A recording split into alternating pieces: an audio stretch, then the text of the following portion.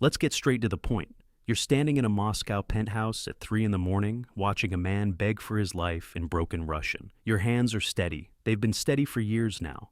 The Pakhan, your boss, your father figure, the man who saved you, sits behind his desk, silent, waiting to see if you'll hesitate. You won't. You never do anymore. The gun feels lighter than it used to. That should probably worry you, but it doesn't. Nothing worries you anymore except disappointing him. But before you understand how you got here, you need to understand where you started. 15 years ago, you're nobody. An orphan in St. Petersburg with a linguistics degree that's worth less than the paper it's printed on. You speak 6 languages fluently: Russian, English, German, French, Arabic, Mandarin. In a better world, you'd be a diplomat. In this one, you're translating restaurant menus for 200 rubles a week, living in a communal apartment where the heat works. 3 months a year. You tell yourself you're different. You have education, standards. Then your neighbor gets killed over a debt. The Bratva comes to clean up. They need someone who speaks Arabic, a deal going sideways with Chechen suppliers. You're there. You're desperate. You say yes. One job? They promise. 5,000 American dollars. You should have known better.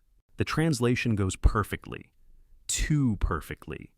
You don't just translate words. You read the room, catch the subtext, warn your temporary employers when the Chechens are lying. The deal closes. Nobody dies.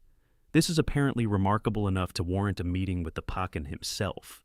Dmitry Volkov, 60 years old, silver hair, eyes like a frozen lake. He built his empire from nothing, survived the chaos of the 90s when Moscow was a war zone and life was cheaper than bullets. When he looks at you, you feel X-rayed, evaluated, priced. You're wasted on menus, he says. Work for me, real work, real money. You should say no, but your bank account has 300 rubles. Winter is coming and you can't afford a decent coat. What kind of work, you ask? He smiles. It doesn't reach his eyes. Problem solving. The first problem is simple. A Georgian crew is moving heroin through Bratva territory without paying tribute. They need to understand this is unacceptable. You translate the message. You watch what happens when they refuse. You learn that in this organization, communication breakdowns are resolved with blunt instruments and shallow graves. You don't participate. You just translate. You tell yourself, that makes you different. It doesn't. The second problem is more complex. A German businessman is trying to back out of a weapons deal. He's threatening to go to Interpol. You fly to Berlin, explain in perfect German exactly what will happen to his wife and daughters if he makes that call. You watch his face collapse. On the flight back, you drink 3 vodkas and don't feel anything. Dmitry is pleased. You have a gift, he tells you. You make people understand consequences without violence. This is rare, valuable. He starts calling you his fixer, the one who solves problems before they become crises. You negotiate with suppliers, smooth over territorial disputes, translate threats into 6 languages. You're good at it, disturbingly good. Within a year, you're essential. Within 2, you're family.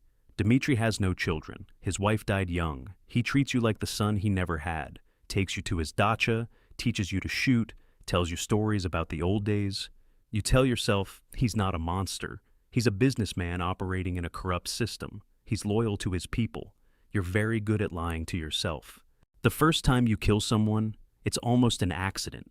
You're in Vladivostok, negotiating with a Chinese triad. The meeting goes wrong. Someone pulls a gun. You pull yours faster. The man drops. You stare at the body, waiting to feel something. Horror, guilt, anything.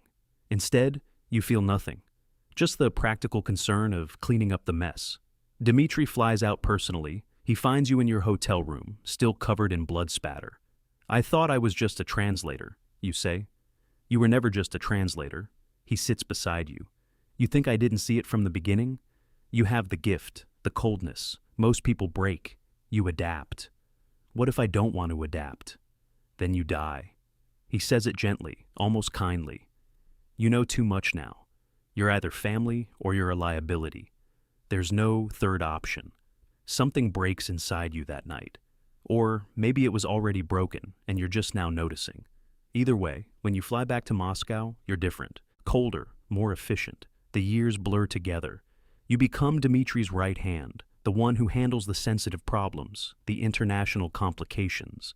You negotiate with cartels in Mexico City, smooth over disputes with the Yakuza in Tokyo, arrange weapons shipments to conflict zones you can't pronounce.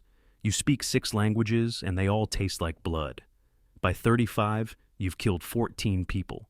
By 40, you've stopped counting. Some deserved it. Most were just in the way. Dimitri grows older, frailer. He starts talking about legacy. You'll take over, he says. You're the only one smart enough, cold enough. The others are animals. You're a professional. You should be honored. Instead, you feel nothing, just the weight of inevitability. The betrayal comes from inside.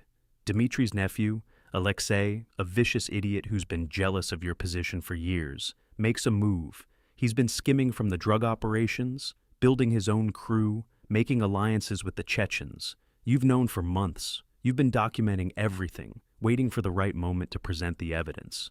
You don't get the chance. Alexei poisons Dimitri at a family dinner, something slow acting, designed to look like a heart attack. By the time you realize what's happening, Dimitri is in the hospital, dying. You sit by his bed, watching the machines keep him alive. He can barely speak, but he manages 2 words. Fix it. You understand. This is your final problem to solve. It takes 3 days. You call in every favor, activate every asset, use every piece of leverage you've accumulated over 15 years. You turn Alexei's allies against him, freeze his accounts, isolate him completely. When you finally corner him in a warehouse in the industrial district, he's alone, terrified. We're family, he says. Dimitri wouldn't want this. Dimitri wanted you to be better, you reply in Russian. You disappointed him.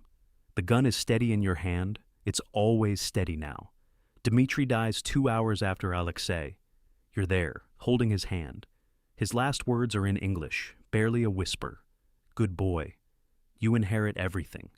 The organization, the territory, the empire built on bones and bribes. The Bratva accepts you, partly out of respect, partly out of fear. You've proven you're capable of anything. You move into Dimitri's penthouse. You sit behind his desk. You make the same decisions he made, solve the same problems he solved. People call you Pakhan now. They speak your name in whispers. At night, alone in the penthouse, you sometimes remember the person you were, the orphan with a linguistics degree and stupid dreams about being a diplomat. That person seems impossibly distant now, almost fictional. You wonder when exactly you died. Was it the first translation, the first threat, the first body, or was it gradual, a slow erosion until only the efficient machine remained? The end comes quietly. You're 53. You've run the organization for 13 years. You're richer than you ever imagined, more powerful than you ever wanted to be. You own politicians, judges, police chiefs. You're also exhausted, hollowed out. You look in the mirror and see Dimitri staring back. The same cold eyes, the same frozen expression. You've become exactly what he made you. The FSB finally builds a case strong enough to move against you. They've been trying for years, but you've always been too careful, too connected. This time, they have evidence. Recordings, documents, bodies. Someone inside your organization has been cooperating. They come at dawn. 50 agents, full tactical gear. You could run. You have escape routes, false identities, money in a dozen countries. Instead, you sit at Dimitri's desk, your desk, and wait. When they break down the door, you have your hands visible, empty. The trial is a spectacle. The prosecution presents 15 years of crimes in meticulous detail. Your lawyer argues that you were coerced, that Dimitri manipulated you, that you were a victim before you were a criminal. It's not entirely false, but it's not entirely true either. You're sentenced to life in a maximum security prison in Siberia, the same kind of place where you started. Cold, brutal, hopeless. The irony isn't lost on you. In your cell, you think about the orphan who accepted one translation job for $5,000. You wonder what you would tell him if you could go back. Would you warn him? Or would it make any difference? Maybe you were always going to end up here. Maybe the moment you said yes, the rest was inevitable. Sometimes, late at night, you hear new prisoners arriving, young men, desperate and hungry, making their first compromises. You hear them tell themselves it's just one job, just temporary.